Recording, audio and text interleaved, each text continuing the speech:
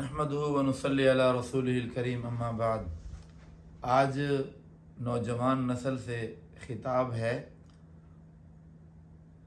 نوجوان کسی بھی قوم کا سرمایہ ہوتے ہیں، اور دنیا میں جتنے بڑے انقلاب آئے ہیں وہ نوجوانوں نے لائے ہیں۔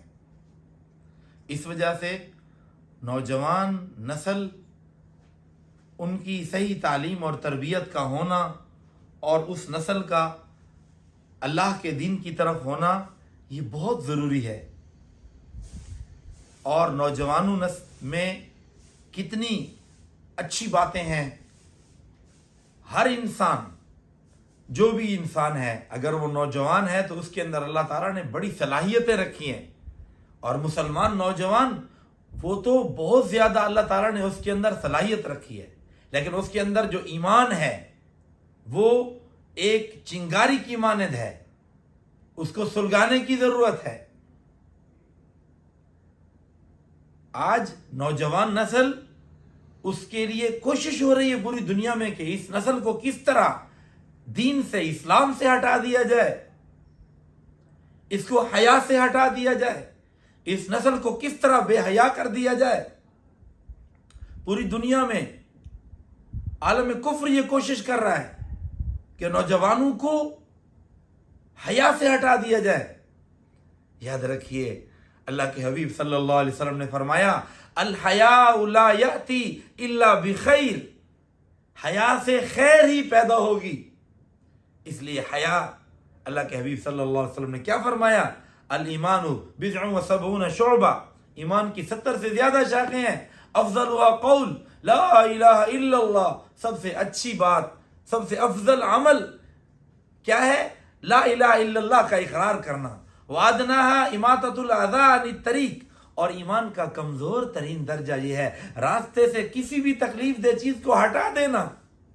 والحیاء شعبۃ من الایمان، اور حیا ایمان کا بہت بڑا حصہ ہے۔ اس لیے نئی نسل کو بے حیا بنانے کے لیے پوری دنیا کے لوگ کود پڑے ہیں کہ نوجوان نسل کے اندر بے حیائی عام کر دی جائے۔ تیرے صوفے ہے افرنگی، تیرے قالین ایرانی، لہو مجھ کو رلاتی ہے جوانوں کی یہ تن آسانی۔ امارت کیا شکوائے خسروی بھی ہو تو کیا حاصل، نہ زور حیدری تجھ میں نہ استغناء سلمانی۔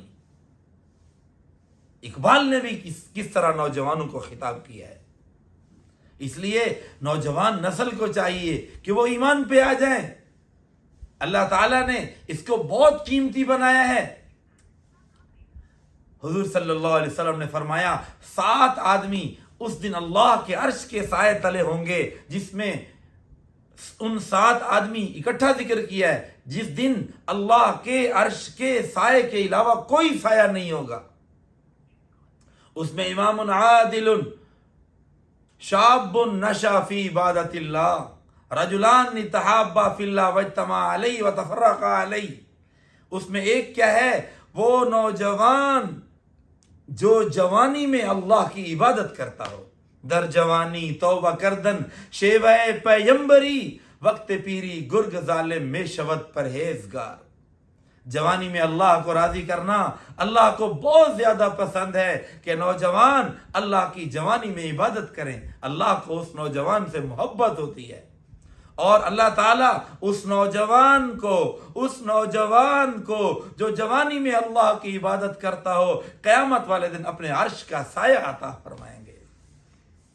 اور ان 7 خوش نصیبوں میں جن کو اللہ کا عرش سایہ کے طور پر میسر آئے گا، وہ بھی ہے رجل دعت امرات ذات حسب و جمال، ایسا آدمی کہ جس کو دعوت دے ایسی امرا جو حسب نسب والی ہو، ایسی حسب نسب والی خوبصورت عورت گناہ کی دعوت دے۔ قال انی اخاف اللہ، وہ کہے میں اللہ سے ڈرتا ہوں، میں یہ گناہ کا کام نہیں کر سکتا، تو ایسا شخص بھی اللہ تعالیٰ کے عرش کے سائے تلے ہوگا۔ تو ہم نے حیا والی زندگی گزارنی ہے تاکہ اللہ تعالیٰ ہم سے راضی ہو جائے۔ دنیا کفر تو کوشش کر رہی ہے کہ مسلمان نوجوانوں کے دل اور دماغ سے حیا کو کھینچ لیا جائے۔ آج ہمارے ملک پر جو حالات ہیں، ان حالات کا ایک بڑا سبب کیا ہے؟ ان حالات کا بڑا سبب یہ ہے، اس وقت جو غربت، افلاس، تنگ دستی اور مالی معاملات میں بے راہ روی اور ملک کے اندر معاشی بحران ہے۔ ان کی بہت ساری ریزنز ہوں گی، بہت ساری وجوہات ہوں گی، لیکن ایک وجہ جو قرآن و سنت کے مطالعے سے معلوم ہوتی ہے، جب کسی قوم میں من حیث القوم بدکاری عام ہو جائے، زنا عام ہو جائے، تو وہ اس قوم پر قحط آ جاتا ہے۔ مجموعی طور سے بہت ساری وجوہات ہوں گی، لیکن ایک بہت بڑی وجہ ملکی حالات کی خرابی کی یہ ہے کہ ہم من حیث القوم، پوری قوم، مجموعی طور سے اکثر افراد وہ زناکاری میں مبتلا ہو گئے۔ آپ سوچ رہے ہوں گے کیسی بات ہے؟ ہاں، زناکاری کیا ہے؟ اللہ کے نبی صلی اللہ علیہ وسلم نے فرمایا العینان تزنیان، آنکھیں بھی زنا کرتی ہیں، وزناہما النظر، اور ان کا زنا دیکھنا ہے۔ الاذنان تزنیان وزناہما السمع، کان بھی زنا کرتے ہیں، بدکاری کرتے ہیں، ان کا زنا، ان کی بدکاری سننا ہے۔ تو آج ہم دیکھ لیں کس طرح نوجوان نسل ان چیزوں میں پڑ گئی ہے۔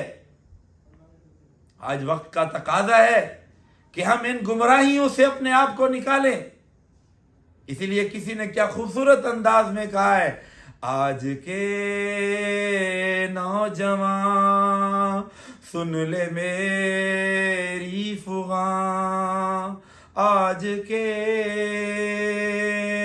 نوجوان سن لے میری فغاں، میں نے مانا کہ گانوں میں بھی ہے کشش، عاشقی کے فسانوں میں بھی ہے کشش، پر بتا کچھ اذانوں میں بھی ہے کشش، تجھ کو آواز دیتا ہے رب جہاں، آج کے نوجوان سن لے میری فغاں، تو حسینوں کے چکر میں پڑتا ہے کیوں، تو حسینوں کے چکر میں پڑتا ہے کیوں، تجھ کو ہرگز ملے گا نہ اس میں سکون، تجھ کو برباد کر دے گا تیرا جنون۔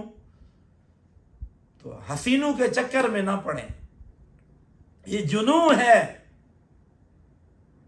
اللہ سے محبت کریں، اللہ کے رسول سے محبت کریں اور پاکیزہ زندگی گزاریں۔ اور یہ گانے اور یہ فلمیں، ڈرامے اور یہ غلط چیزیں، ان سے جتنا ہو سکے اپنے آپ کو بچائیں۔ وقت کا صحیح استعمال کریں، اپنا جائزہ لیں۔ میری زندگی کے 24 گھنٹے ہیں، ان 24 گھنٹوں میں کتنا وقت میں اللہ کو دے رہا ہوں، اللہ کے رسول کو دے رہا ہوں، کتنا وقت میں دنیا کے کاموں کو دے رہا ہوں، کیا میری 5 وقت کی نماز مکمل ہو رہی ہے؟ ہر آدمی اپنا محاسبہ کرے، اپنے آپ کو اپنے من میں ڈوب کر پا جا سراغ زندگی، اپنے من میں ڈوب جائیں۔ اللہ تعالیٰ حیا والوں کو پسند کرتے ہیں، اس لیے فرمایا اذا لم تستحی فاصنع ما شئت، بے حیا باش ہر چے خائی کن، جب بے حیا ہو جاؤ جو چاہے کرتے پھرو۔